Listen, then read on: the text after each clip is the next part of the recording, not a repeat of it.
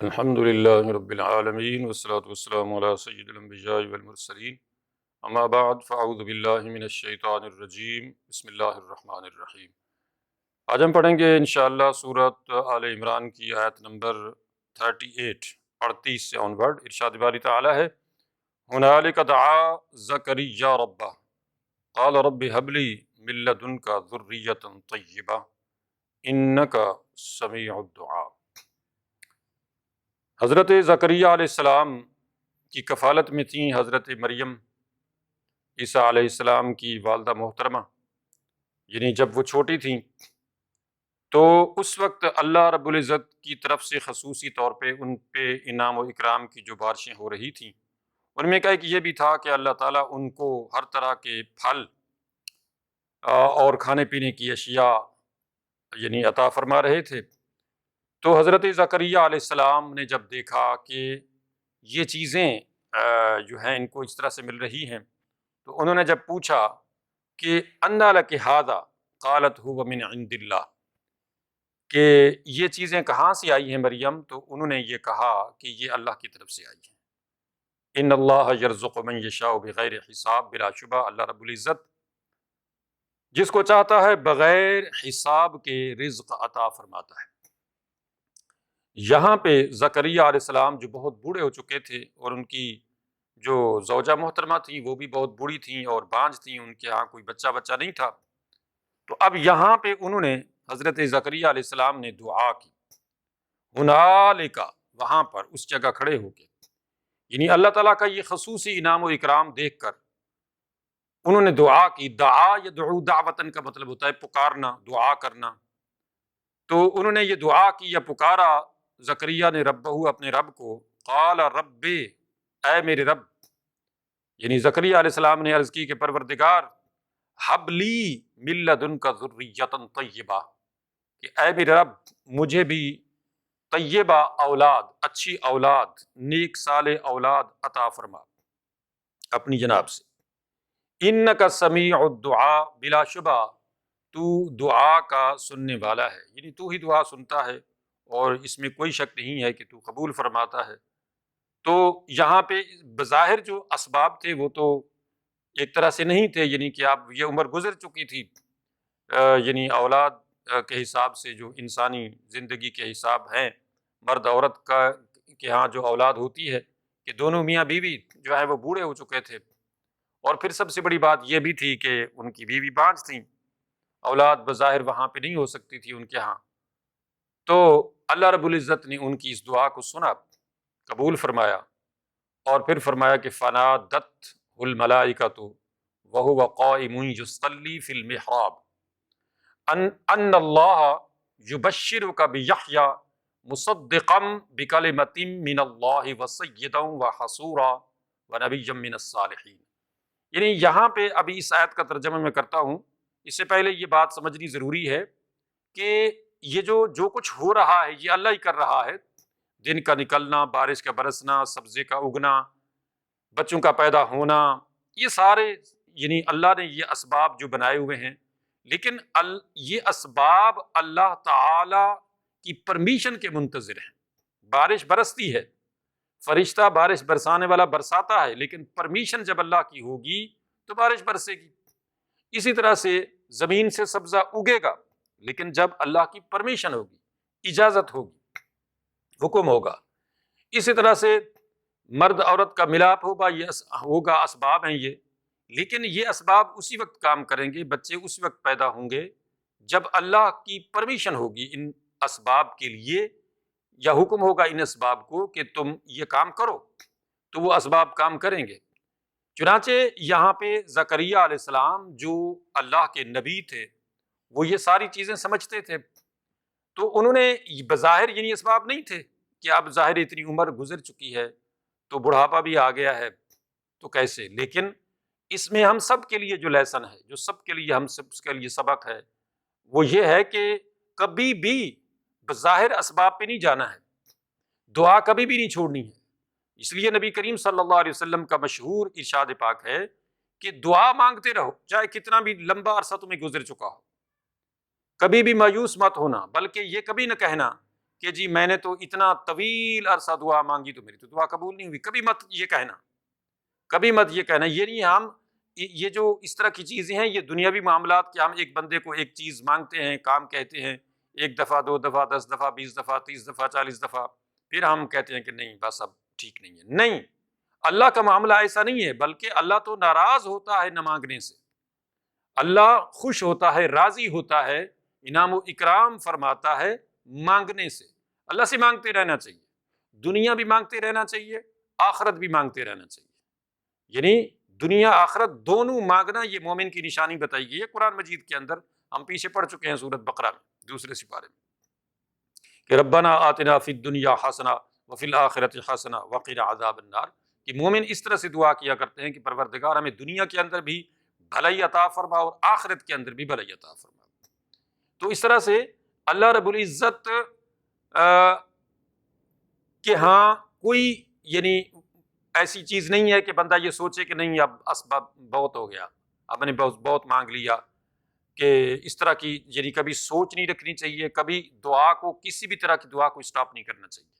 اللہ تعالیٰ سے ہمیشہ مانگتے رہنا چاہیے، دنیا آخرت کی نعمتیں مانگتے رہنا چاہیے، چاہے اسباب کچھ بھی ہوں، چاہے کتنا بھی یعنی بظاہر کوئی نظر نہ آ رہا ہو سبب کہ کیسے ہوگا. نہیں، اللہ کے لیے کوئی سبب. اللہ تعالیٰ نے جو آدم علیہ السلام کو پیدا کیا تو کس سبب سے پیدا کیا؟ کون سے مرد اور عورت تھے جن سے آدم علیہ السلام پیدا ہوئے؟ یہی تو ایک غلط فہمی ہے انسانوں کی کہ انہوں نے عیسیٰ علیہ السلام کے بارے میں اور اتنا پھر بار بار اللہ رب العزت نے طویل یعنی ڈیٹیل کے ساتھ عیسیٰ علیہ السلام کے بارے میں بتایا کہ دیکھو میں نے عیسیٰ علیہ السلام کو بن باپ کے پیدا کیا، میں خدا ہوں، میں جو چاہوں کر سکتا ہوں. دیکھتے نہیں ہو میں نے آدم علیہ السلام کو بن باپ ماں کے پیدا کیا، یعنی میں نے آدم علیہ السلام کو پیدا کیا اپنے کن سے، حکم سے پیدا کیا. کوئی مرد عورت کا ملاپ نہیں ہوا، اس سے پہلے مرد عورت تھے ہی نہیں. آدم علیہ السلام کو میں نے ایک انسان کو پیدا کر دیا. تو اس طرح سے یہ اسباب جو ہیں یہ اللہ کے لیے کوئی معنی نہیں رکھتے. اسباب اللہ کے محتاج ہیں، اللہ کے حکم کے محتاج ہیں. اور جب اللہ کا حکم ہوتا ہے، جیسے حدیث پاک میں آتا ہے کہ کوئی انسان بیمار ہوتا ہے اور جب وہ کوئی دوائی کھاتا ہے اور دوائی بھی صحیح ہوتی ہے، اسی بیماری کی دوا ہوتی ہے، لیکن اللہ کی طرف سے حکم ہوتا ہے کہ نہیں اب اس کو شفا نہیں ہونی چاہیے. وہ دوائی کھاتا رہتا ہے بندہ، شفا نہیں ہوتی. اور پھر اللہ کی طرف سے پرمیشن آ جاتی ہے کہ اب یہ دوا اثر کرے، تو پھر وہی دوائی کھاتے ہیں، وہی اثر کرتی ہے. ہم دیکھتے نہیں ہیں کہ بہت سارے لوگ دوائیاں کھاتے ہیں بہت ساری، وہ ٹھیک ہو جاتے ہیں، اور بہت سارے لوگ دوائیاں کھاتے ہیں نہیں ٹھیک ہوتے ہیں، وفات پا جاتے ہیں یا طویل عرصہ بیمار رہتے ہیں.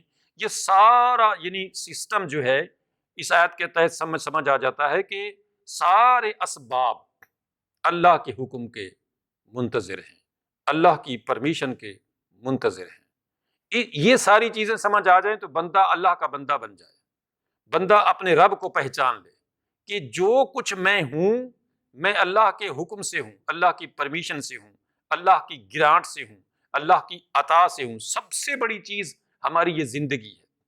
ہم سب جو زندہ ہیں تو ہم اللہ کی پرمیشن اور عطا سے زندہ ہیں. کوئی بھی انسان اپنے بلبوتے پر زندہ نہیں ہے. ہم چاہے کتنا بھی زور لگا لیں ہم اپنے آپ کو زندہ نہیں رکھ سکتے تا وقت کہ اللہ تعالیٰ ہمیں زندہ نہ رکھے. ہم دیکھتے نہیں ہیں کہ بہت سارے نوجوان وفات پا جاتے ہیں. تو کون انسان ہے جو وفات پانا چاہتا ہے یا مرنا چاہتا ہے؟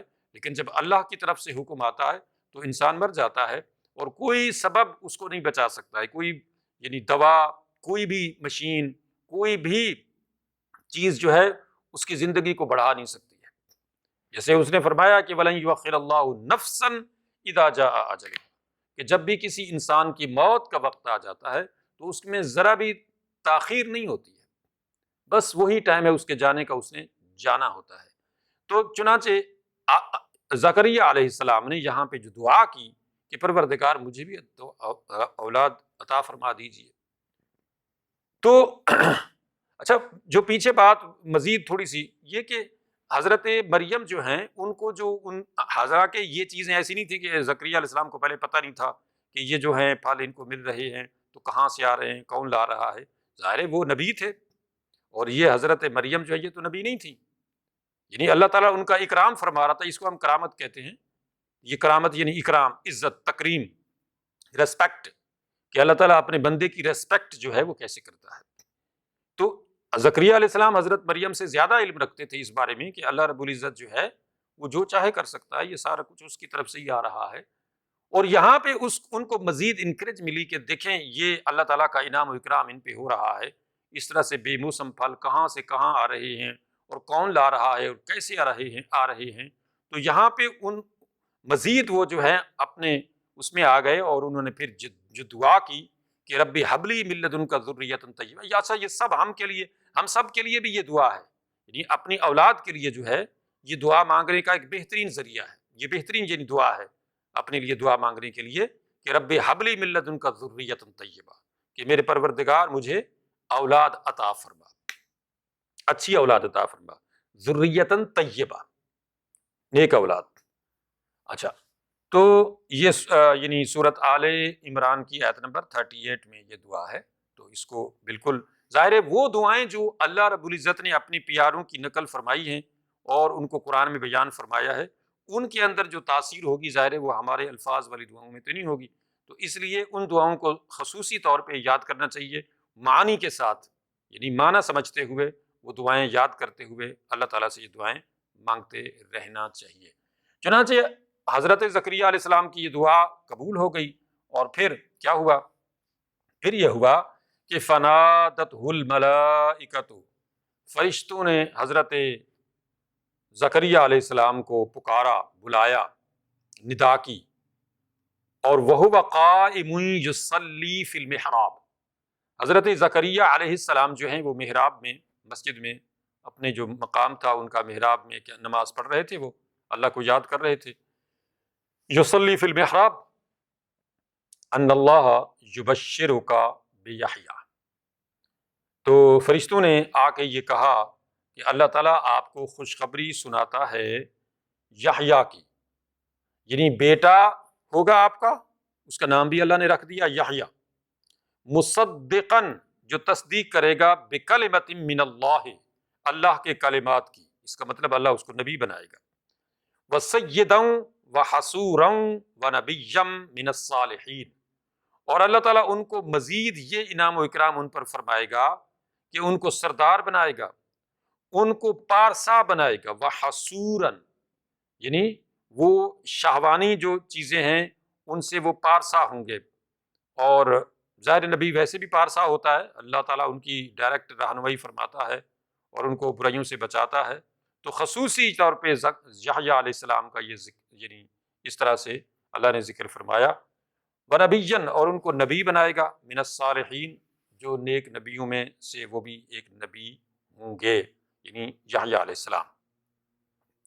اب اتنا یہ دیکھ لیں کہ زکریا علیہ السلام دعا کر رہے ہیں بڑھاپے کی حالت میں، بیوی بانجھ ہے، دونوں میاں بیوی بوڑھے ہو چکے ہیں اور بہت یعنی بڑی عمر کے ہو چکے ہیں، بظاہر اسباب بالکل نہیں ہیں کہ اس عمر میں جو ہے اولاد کا ہونا، لیکن اس کے باوجود دعا کا مانگنا کہ پروردگار تو دعا سنتا ہے، تو عطا فرمانے والا ہے، مجھے اولاد عطا فرما، اور پھر اللہ تعالیٰ کا قبول فرمانا، اور پھر یہ کہ اتنا یعنی اعزاز اور اکرام کے ساتھ یعنی ان کو یہ خوشخبری سنانا کہ بیٹا ہوگا آپ کا، نام بھی اللہ نے خود رکھ دیا یحییٰ، نبی بھی بنا دیا ان کو۔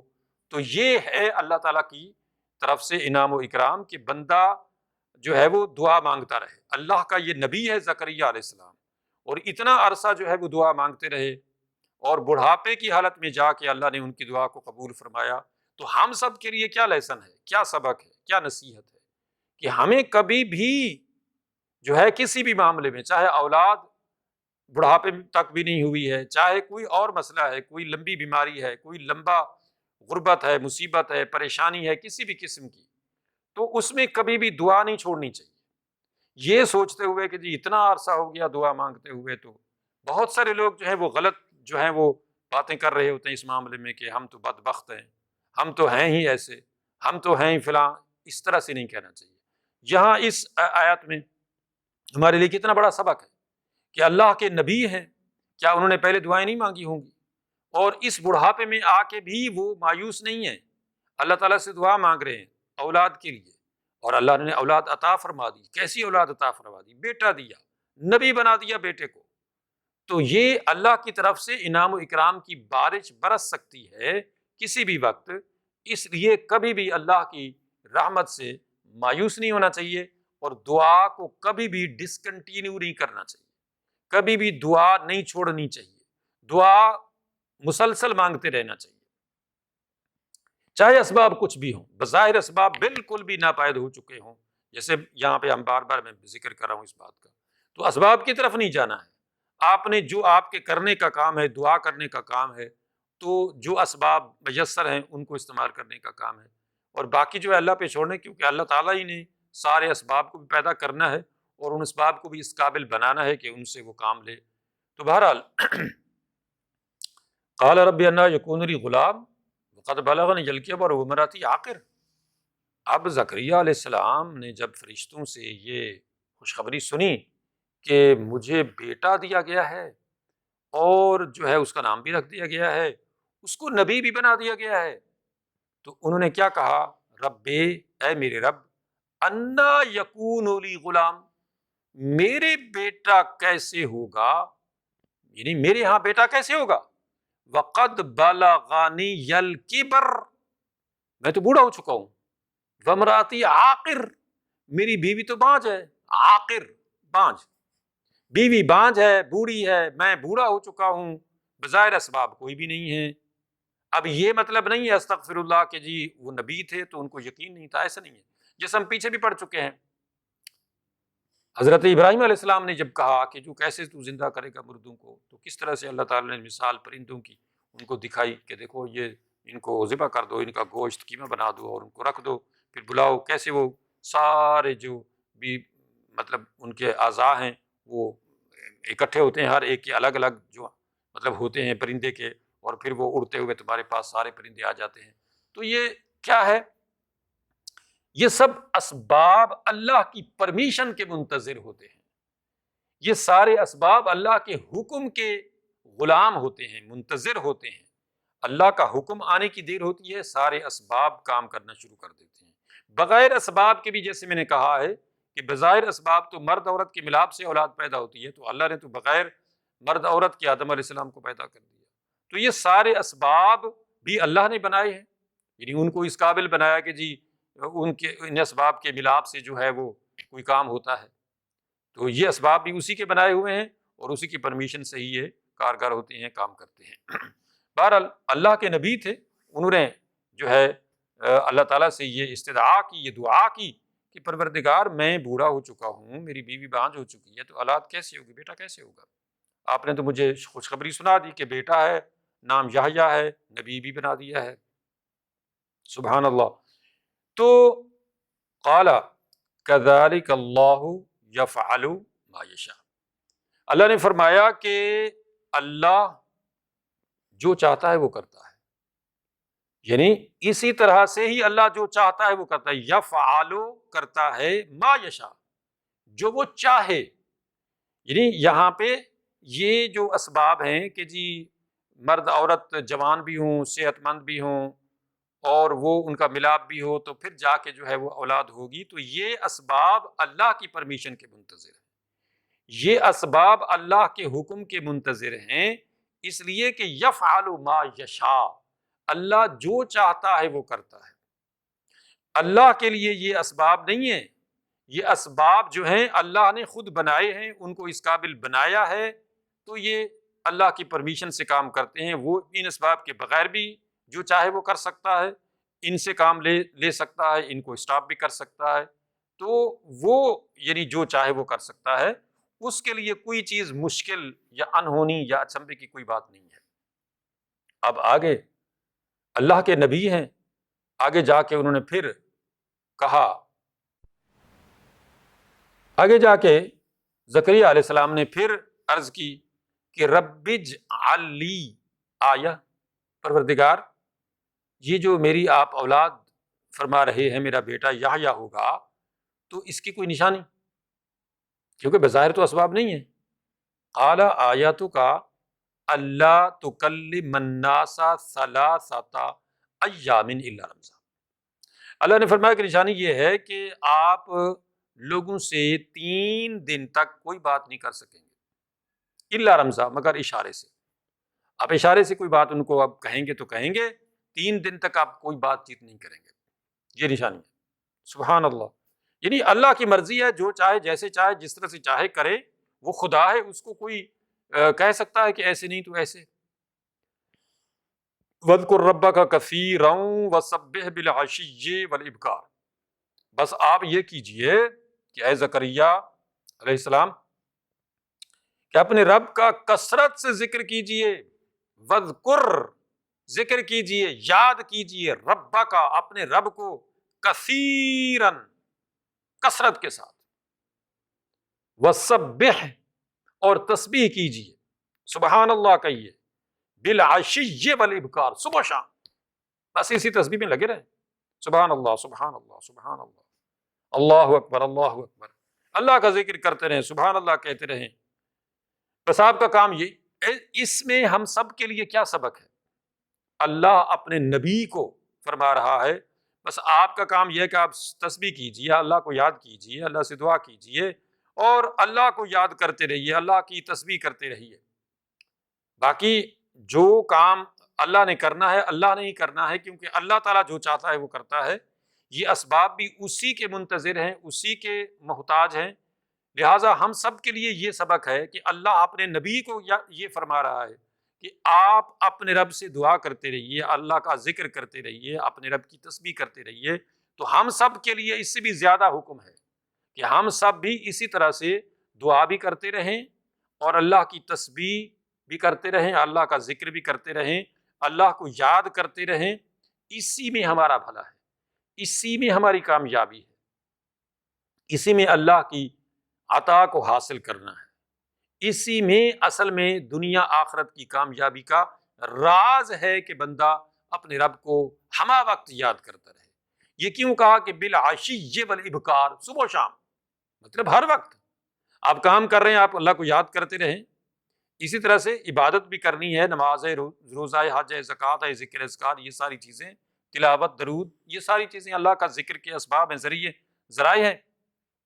تو بس آپ اللہ کے ذکر میں، اللہ کی یاد میں لگے رہیں اور اللہ سے مانگتے رہیں، کبھی بھی مایوس نہ ہوں کہ یہ چیزیں اللہ کے ساتھ آپ کے تعلق کو مضبوط کرنے کا ذریعہ ہے. یہ جو کئی لوگ کہتے ہیں نا جی اللہ اللہ کرنے سے اللہ نہ ملے، یہ اللہ والے ہیں جو اللہ سے ملا دیتے ہیں، یہ بالکل جہالت ہے، یہ بدبختی ہے. یہ کیوں اللہ تعالیٰ بار بار قرآن مجید میں فرماتا ہے کہ وَاذْكُرْ رَبَّكَ وَاذْكُرْ رَبَّكَ، اللہ اپنے نبی کو فرما رہا ہے. کوئی ایک آیت تھوڑی ہے، یہ تو اتنی آیتیں ہیں اس بارے میں. اللہ اللہ کرنے سے اللہ نہیں ملتا تو پھر اللہ کیسے ملتا ہے؟ ہاں اللہ والوں کے ساتھ، اللہ کو جو یاد کرتے ہیں ان کے ساتھ مل کے بیٹھ کے دعا کرنا، یاد کرنا، سیکھنا، وہ بہت اچھی بات ہے. مگر یہ نہیں ہے کہ خود اللہ اللہ کریں گے تو کچھ نہیں ملے گا، وہ کریں گے اللہ تعالیٰ کو یاد یا آپ کو اللہ سے ملوائیں گے، تو ایسا کچھ نہیں ہے.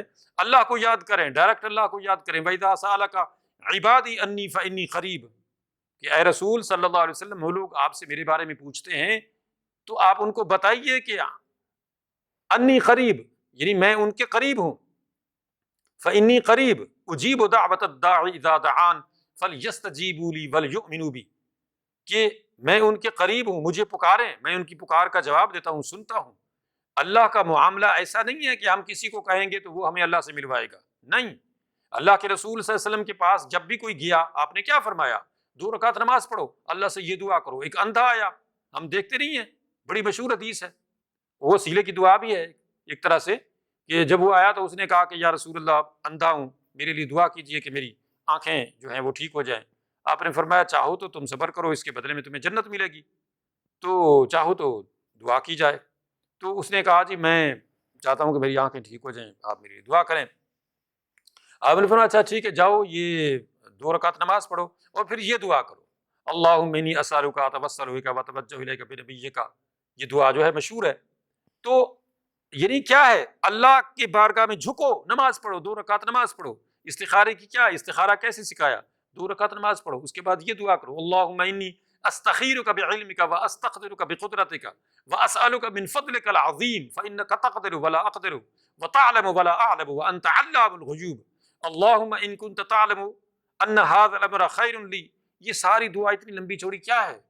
اس ساری دعا کا خلاصہ کیا ہے؟ یہ ہے کہ پروردگار میں یہ کام کرنا چاہتا ہوں، میں یہ نکاح کرنا چاہتا ہوں، اپنی بیٹی کا، اپنے بیٹے کا، اپنے فلاں کا، یہ کاروبار شروع کرنا چاہتا ہوں، یہ دکان خریدنا چاہتا ہوں، یہ پلاٹ خریدنا چاہتا ہوں، یہ فلاں کام بزنس شروع کرنا چاہتا ہوں، اگر میرے لیے یہ بہتر ہے تو میرے لیے یہ امر فرما دیجئے، اور اگر میرے لیے دنیاوی اخروی اعتبار سے اچھا نہیں ہے، معاشی اعتبار سے ٹھیک نہیں ہے، تو اس کی جگہ کوئی اور مجھے عطا فرما دیجئے، کسی اور جگہ میرے یہ کام فرما دیجئے۔